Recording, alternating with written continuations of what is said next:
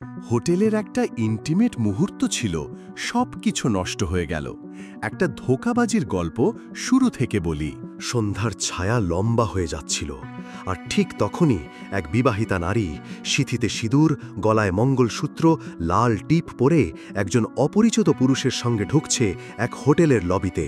তার নাম জ্যোতি, আর সঙ্গে যিনি ছিলেন তিনি অনুরাগ। এক নতুন মুখ, এক পুরনো খেলা, সম্পর্কের নামে ছলনা। রিসেপশনিস্টের চোখে ছিল সন্দেহ, যেন সে এরকম দৃশ্য আগেও বহুবার দেখেছে।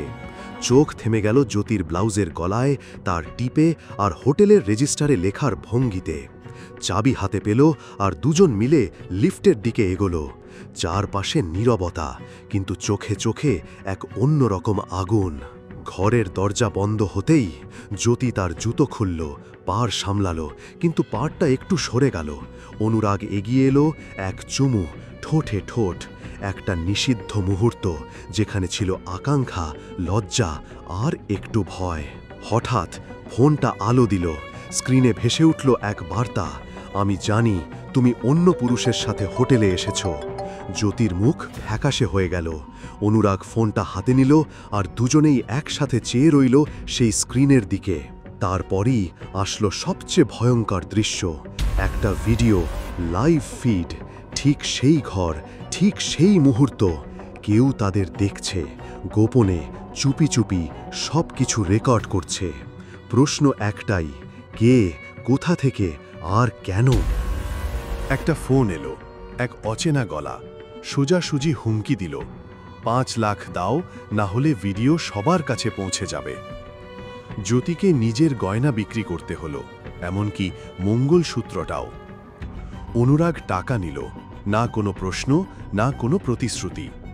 সেই রাতের পর সে উধাও হয়ে গেল, আর ফোন চিরদিনের জন্য বন্ধ।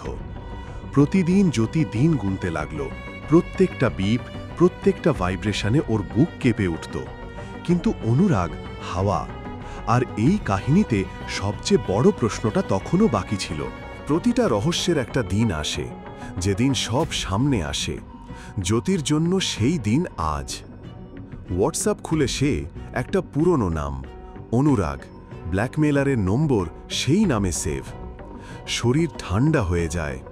ফ্ল্যাশব্যাকে ফিরে আসে সব স্মৃতি, হোটেলের ঘর, সেই লাইভ ভিডিও, অনুরাগের চুপ থাকা, বিনা প্রশ্নে টাকা নিয়ে নেওয়া। সব কিছুই যেন এখন একটা বড় প্রতারণার প্রমাণ। নিজের গয়না বিক্রি করল, বিশ্বাসটাও। কিন্তু ভালোবাসার নামেই তো শুরু হয়েছিল সব, তাই না? আর আজ যখন সে মেঝেতে বসে কেঁদে পড়ে, একটাই প্রশ্ন মনে বাজে, মঙ্গলসূত্র তো ছিল, কিন্তু সেই সম্পর্কটা কি আসলেই সত্যি ছিল? তুমি আমার থেকে ডিভোর্স চেয়েছ, কিন্তু কি কখনো ভেবেছ আমি এতটা ভুল করিনি? আমি চাই তুমি আমাকে বোঝো, মেনে নাও, আর আমরা একসাথে জীবন গড়ি।